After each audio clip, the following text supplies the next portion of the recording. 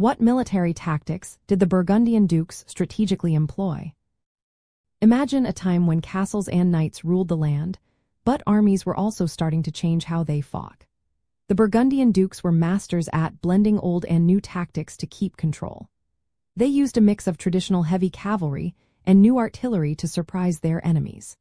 Their early cannons, called ribauldequins and culverins, were slow to reload but powerful enough to damage fortress walls and weaken enemy defenses before a direct fight.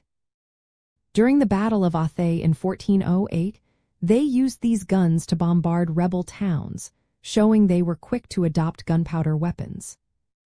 Their armies were carefully arranged, with infantry forming a strong center, flanked by cavalry and archers.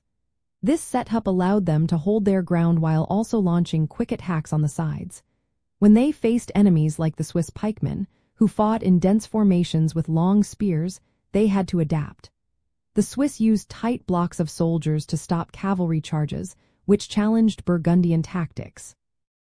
Still, the Dukes relied heavily on their mounted knights, who could charge with great force and morale-boosting effect.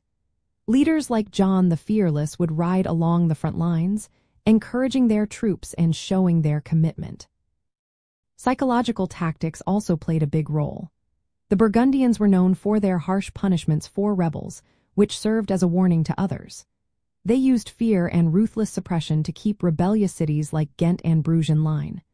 Sometimes they would lay siege to a city, bombarding it with artillery, then blockading it to cut off supplies. They also formed alliances with friendly cities to isolate enemies and cut off their resources. As warfare evolved, the Burgundian Dukes faced new challenges. The rise of disciplined infantry formations like the Swiss Gewaltwaffen meant that cavalry alone could no longer win every battle. They had to learn to work with these new tactics, sometimes adjusting their strategies to stay ahead. Their military approach was a smart mix of old and new, using artillery, well-organized troops, swift cavalry, and psychological pressure to keep their vast and diverse territories under control. This combination helped them dominate the political scene in the Benelux region during their rule.